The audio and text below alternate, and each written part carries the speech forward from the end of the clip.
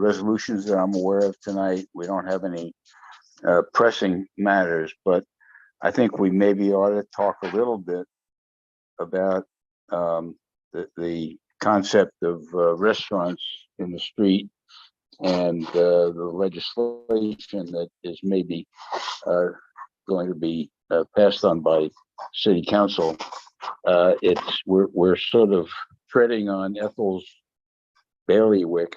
Well, you certainly are, and that doesn't mean we shouldn't be coordinating, but really, you certainly are, and you know that we are having a very short meeting to plan for January. I thought what I would ask, though, for the benefit of the committee is what, if you know, what the status is of the legislation. Well, I mean, I don't have the specifics, but with Max, we are getting this information, and you know that we are scheduled 3 or 4 of us to meet tomorrow in order to make the schedule.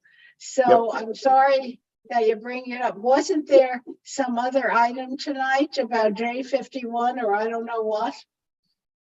Well, the J51 is also not our committee's primary responsibility. We had a discussion at steering last night, and 2 things happened. One, several members of the steering committee complained correctly that they hadn't had a chance to study the resolution, that it was very complicated, and they wanted more time. And then Kevin told us that there are competing plans to J51. That is, there's the governor has one. I think the controller has one that contain features that are not in J51 and that are more comprehensive and probably more commonsensical. I don't. Kevin, are you on? I am. Hello, everybody. Yeah. Hey, do you want to spend a few minutes? It's just coming up at housing, but just try to compare the competing plans, or I don't know if they're competing, but they're not really competing. They're more so just they're a little bit more focused on 421A, only because at the end of the program or recently, J51 has had consistently dwindling subscription. So whereas in the beginning it was primarily seen as a tool to help for rehabilitation of rental units, in actual fact, the majority of applications that we see today are from condos and co-ops. So the comptroller's report, which is the New York City Advisory Commission on Property Tax Reform, their big thing on that is that when you compare large, more than 10 unit rental buildings compared to condos, those buildings that are rental are paying about twice the property tax effectively across New York City than condo buildings are. And that's kind of the only discussion that the comptroller's plan has on that. The idea that, there's this program hasn't really been used the way it's intended, and it doesn't really offer something else for condos. It really wants to refocus the attention of any tax abatement program to rehabilitation of larger rental buildings. And so to that end, it kind of proposes what they called an alternative to 421A, which was the other program that expired as well. And kind of takes points from the governor's plan. The governor's proposal is an entirely new section called 485W. And that's kind of the extent of what I know about. I mean, both reports are pretty comprehensive and they get very technical very quickly. But long story short, the breakdown and the report published by the Advisory Commission on Property Tax Reform gets pretty detailed, and it gets into some examples of how different buildings would be affected. But all of this to say, both of these new proposals, both by the comptroller and the governor, really are focused more on larger residential buildings and getting affordable renovations in those buildings, and kind of doesn't touch the condo and co-op conversation that the expiration of J51 does.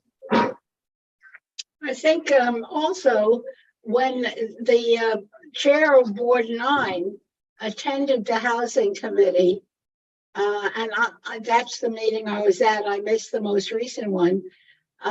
He had proposed a draft to make J51 more applicable to a variety of housing in Ward 9 and 7, and indeed in Manhattan. He did not bring up the important points that Kevin is describing, and the fact that there are these efforts on the part of at least two agencies, and that it's tied, please tell me, Kevin, if I'm incorrect, that the demise, the end of 421A, which even we amateurs know has been so valuable and essential for many, many developers over many years, and expired with apparently nothing planned to make an alternative or continue what 421A did. So I believe I'm correct with that, and you are now describing a couple of efforts which were not discussed at all by the person, the chair, Board 9. I think the group that night was so impressed that it was articulate, really wasn't working for this area as you described. And there are these other efforts. The last little point I want to make, and it's historical, I guess I've been around that long, that many years ago, when I was heading up the SRO, West Side SRO project, and also for a bit worked in the state with the Department of Social Services, we did then do something that was really quite remarkable at the time, which was we rewrote a J51 legislation to make it applicable for SROs to enable them to continue. And it was passed, and it was a very good thing that Board 7 proposed and did, and then was passed, and it was used extensively for SROs, you know, at least to keep them in better shape and to recognize that they provided good housing of a certain kind. But I think that that has been exhausted, as you've described. Either a number of the SROs have diminished, or those who did benefit from the rehabbing and are working well have, I mean, we've gotten what we had in Board 7, and they have been, J51 for the SROs have been used, or there are, as you've described, the conversions and the question of condos and co-ops. Ethel, I have a couple of questions for you as our expert. I wouldn't say I'm an expert, and I've just been around. And we did a lot of work that was very much praised. I agree. I think that was the case. Yes, please. I'm sorry, Louisa, we're not hearing you. Yeah. Was the work on SROs a separate bill? Was it passed by the state legislature? Because Yes. the J51 very specifically excludes private SROs. It So also excludes Board 7. and it, yes, Yeah. and it excludes Board 7. And my understanding, which of 421As, is that developers have been pushing very, very hard to get it reinstated, and that there was a general feeling that it had been used by developers to construct new large market rate buildings, and had not benefited middle income residents the way we had intended it.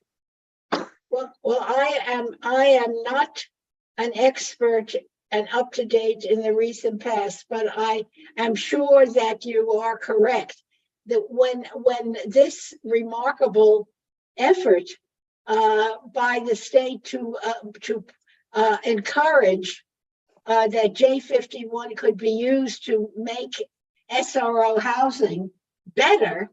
That was a very important thing. In general, developers weren't looking for that, but we did do a very important effort, and it did get passed by the state legislature as applicable to SROs and in Board 7, and I believe in some other areas of the city.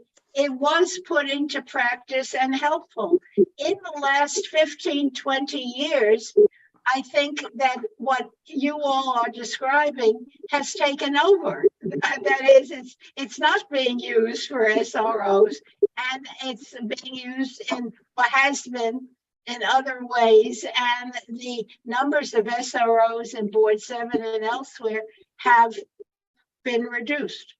Right. Maybe it could be incorporated into what we want to do. Yeah, I think what this discussion reveals is that the Board 9 recital should not be taken at face value. Right.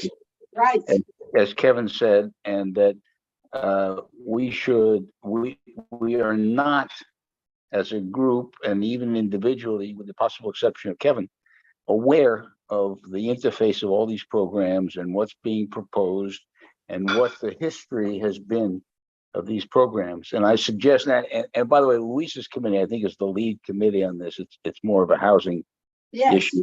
But those of us who want to participate with her, and she's been very gracious in allowing us to do that, I think we ought to do some homework.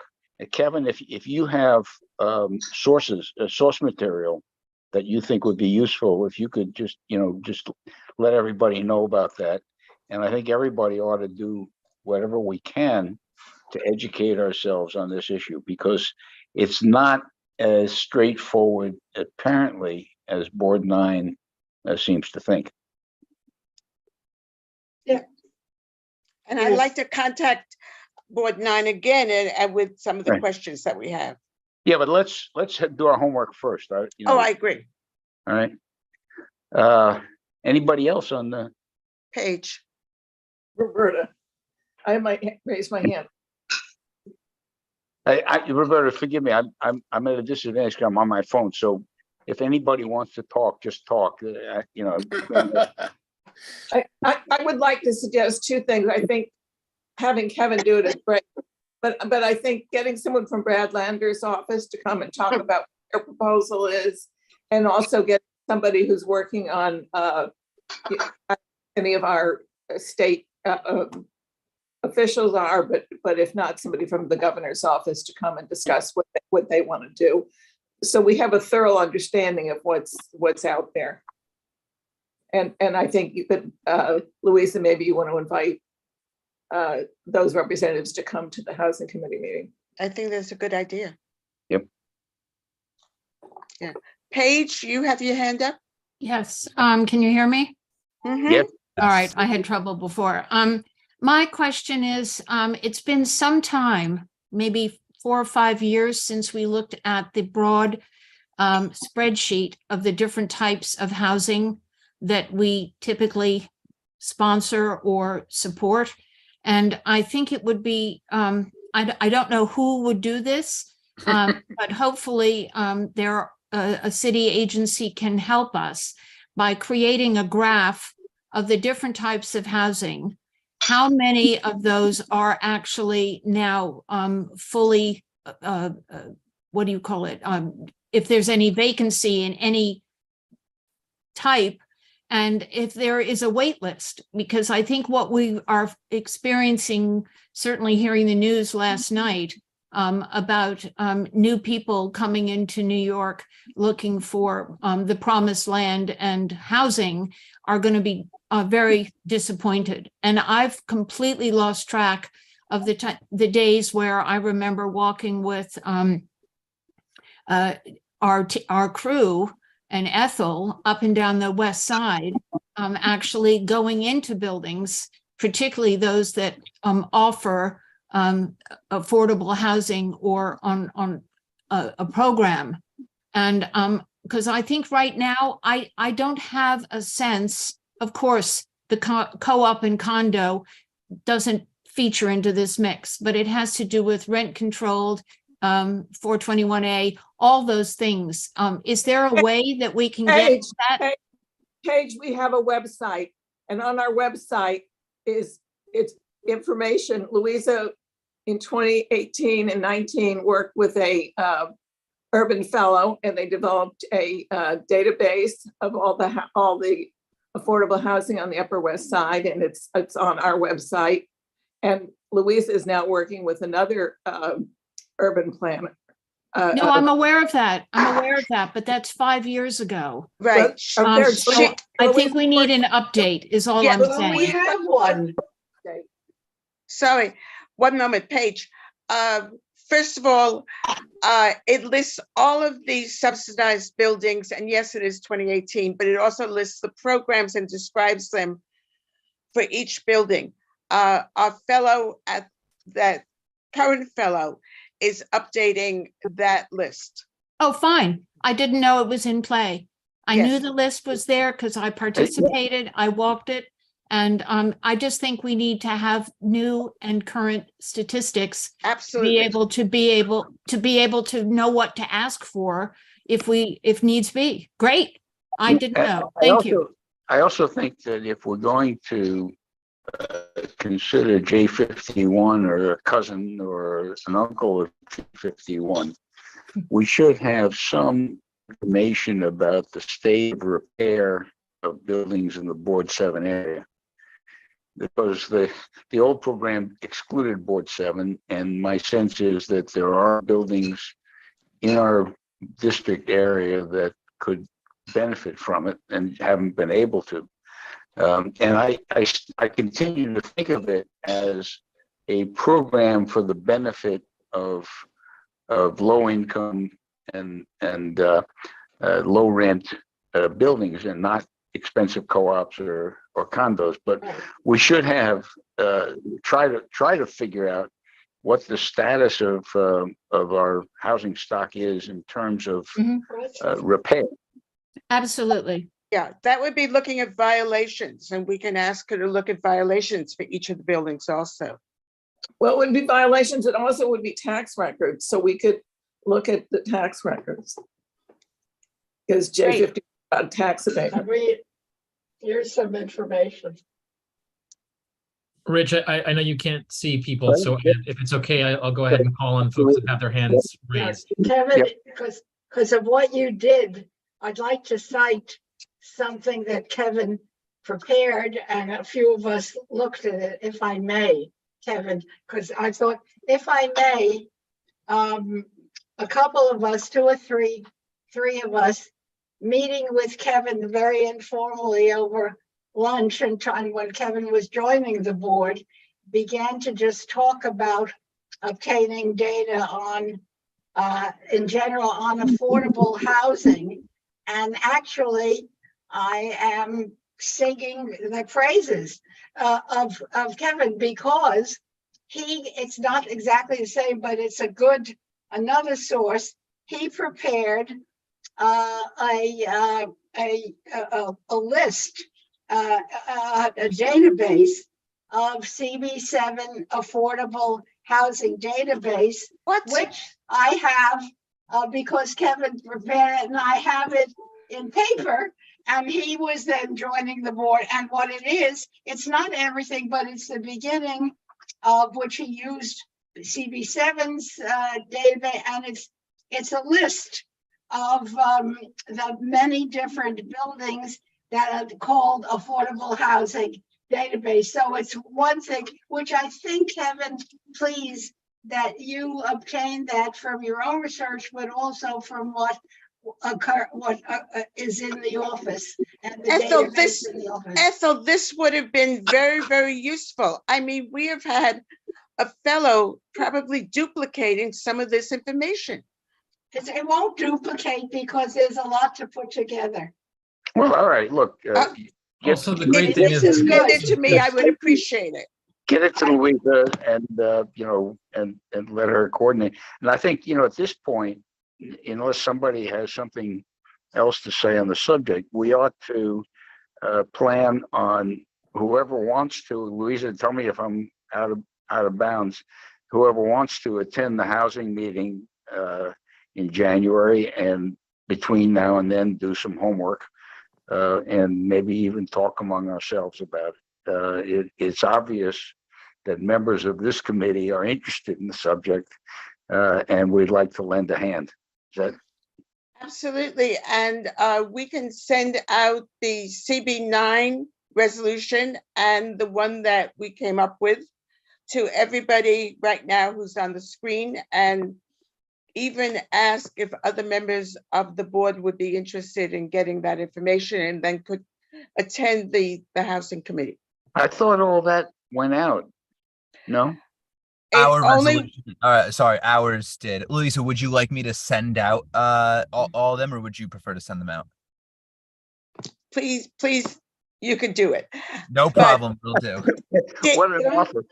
Did it go, let me just ask, it went out to the steering committee, but it only went out a couple of hours before the meeting, right? About right about when the meeting got started, when it became clear that it hadn't been sent out. So, Okay. yes. But Max, Yeah. that You need time to read it. That included the Board 9 resolution. Yes, That's correct, right. Okay. Can I ask one question? Why, I say this with care.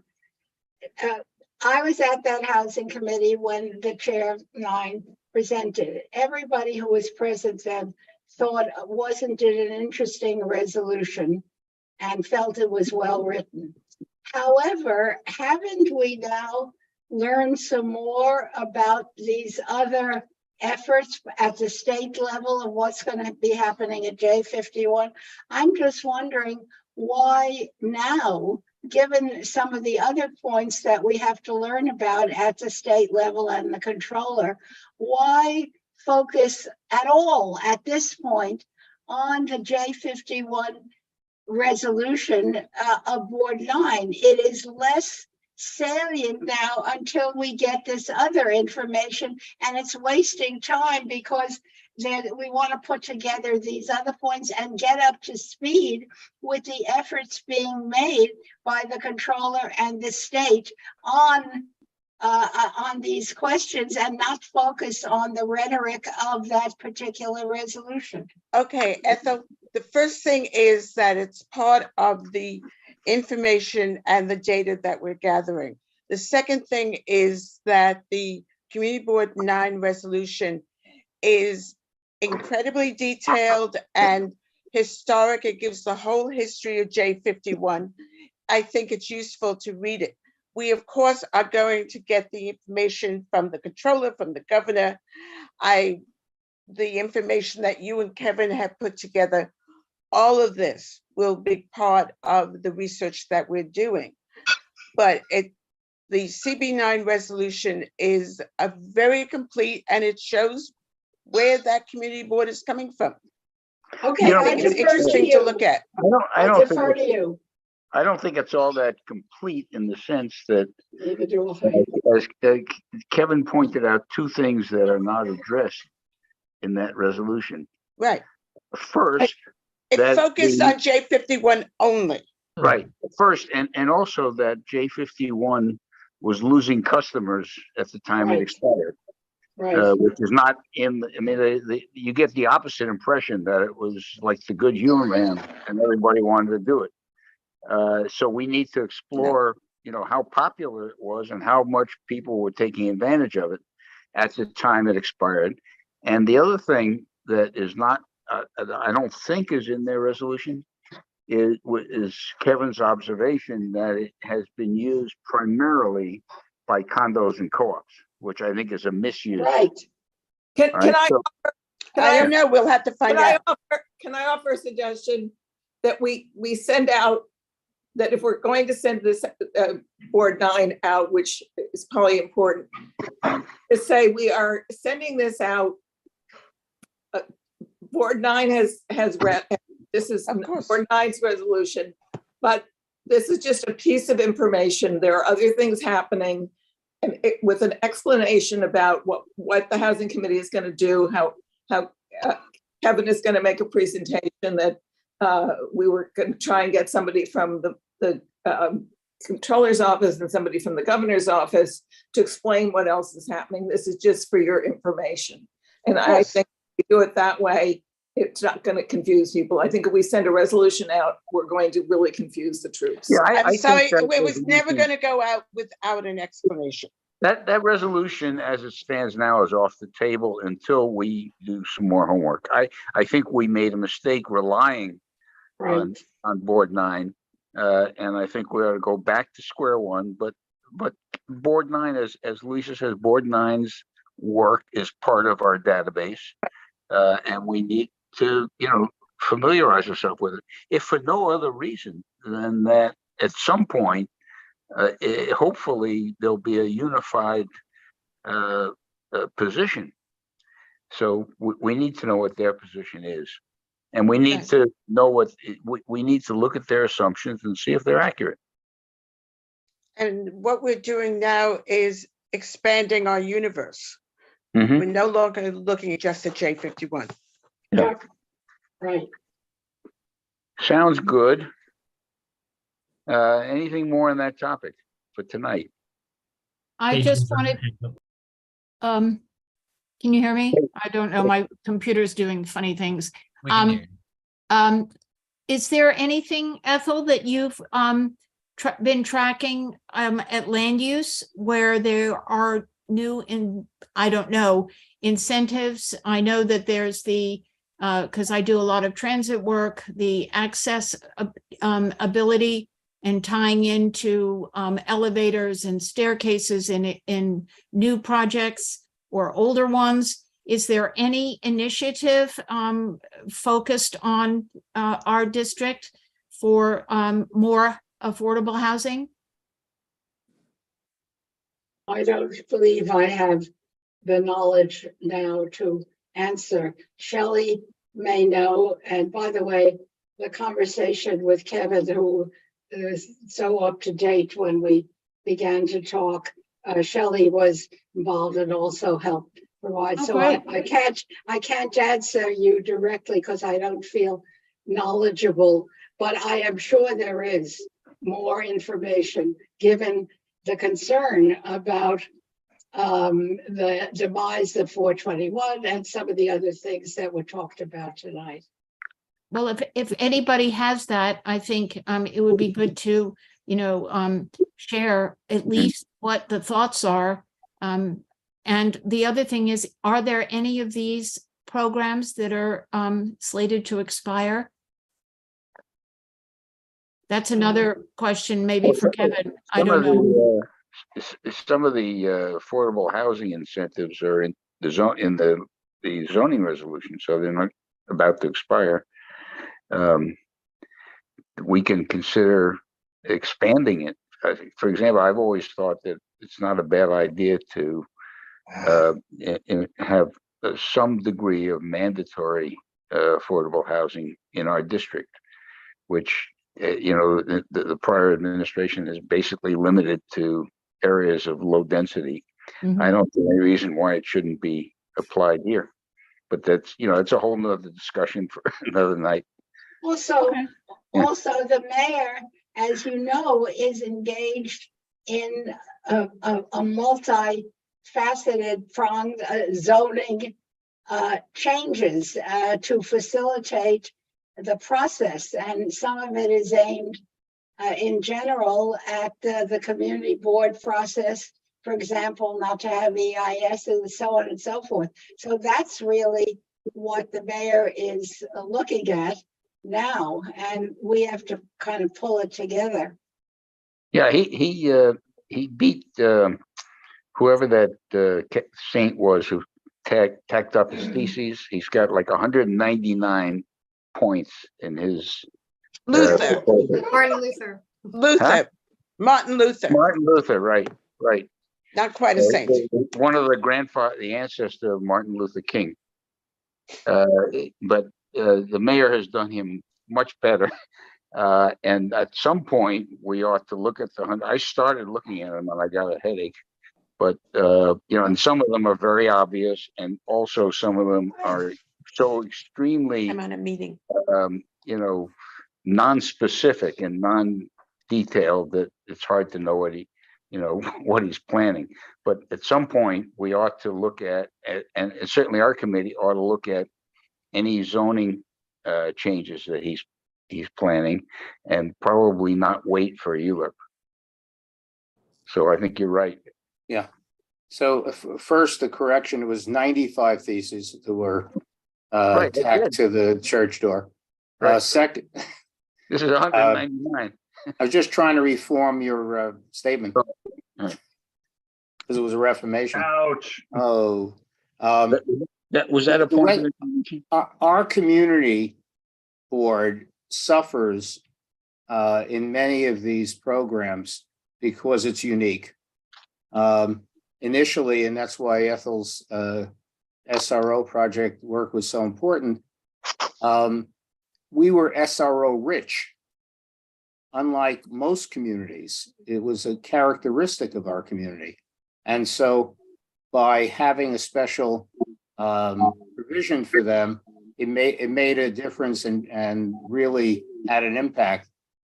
The zoning stuff that's coming down the pike is likely to help some and hurt others. And we seem to be the ones that get hurt because of our unique characteristics. I would suggest, to reinforce what Richard just said, that we take a look at those things that are being proposed in advance, because it's going to be too late when they, if and when they come to you or some type of process down the line. All right. Maybe we could have a subcommittee to study those proposals. Our committee is so small. I don't think we need a Okay. subcommittee. We don't have a Okay. subcommittee. No. In September, we had people from the mayor's office, the chief of staff to Jessica Katz, who addressed us and talked about the blueprint for housing and homelessness that the mayor has proposed. Unfortunately, they did not do any specifics at all, and we were all disappointed in that. Fact is, they don't have any specific at that point. That's true. Okay. I can jump in here and just offer a brief summary, because there's been we volunteered to make some presentations and reports that I've just now discovered is happening. So, but just so that we have like a general idea of what we're looking for here, we're talking about a lot of different things. First is the 95 thesis. The program is called Get Stuff Built. So that's something that we might want to, I can maybe prepare something. I'll reach out to Max, hopefully, and get some help from we can talk to city agencies, but it sounds like that's one thing that we'd like to understand better. And those are the changes to the ULURP process, the changes to community boards' involvement and approvals. So item number one, I can summarize this in an email as well, but it sounds like number two is also, we very briefly talked about with Ethel and with Shelley, doing a housing inventory of affordable housing. Don't worry, it's not redundant, because I just went on Zola and looked up some very quick information. Not a lot of work has been done on that. But the broad ideas of what the work should look like is what we talked about. That sounds like another thing that we kind of want to do. Third is this conversation, I'm not going to call it J51, just about taxes and tax incentives in general. Maybe we can reach out to Brad Lander's office, someone from the governor's office, to get just an update on what their proposals are and what they'd like to see change. And last, the other thing that we talked about was zoning for housing opportunity. Those are the changes to the zoning code that the mayor is proposing, not the ones that will affect our process in the community board, but the ones that are going to change zoning in general to help promote affordable housing. So 4 different things here. I can send a little email and maybe summarize. People have specific questions about one of those things. I'll throw in some links, and maybe we can schedule like a brief presentation or a PowerPoint or something. I'm happy to help. Kevin, Well, I think that's the new, a great idea. On your first point, yes, absolutely. Let's talk about that, and then I can help connect with city agencies. On your second point, maybe at some point I could see that housing study I don't think I worry about it being redundant, but if it could be helpful for what the graduate intern's doing, that could be good, because we just recently learned there may be some time constraints on her end. So if it's helpful, great. Yeah. Awesome. So Kevin, as the new co-chair, can I impose on you to put those points in the document, and at the top of the document say minutes of meeting, and list the participants, etc. I've been doing it for I don't know how many years, and but you have very capably summarized what we've been talking about for the last half hour or so. So it would be very useful. And One yeah. thing, Richard, can Yeah. you also look on our website at demographics and look at our two databases and see if because I think board members tend not to look at it, and it's going to be more prominent in our new website, but I think it's important to add that to this list. And also maybe an inventory of what condition our housing stock is in. Ethel, I see you've been struggling to get a word in here. Unmute Ethel. You're muted. I just sent you a prompt if it's easier, Ethel.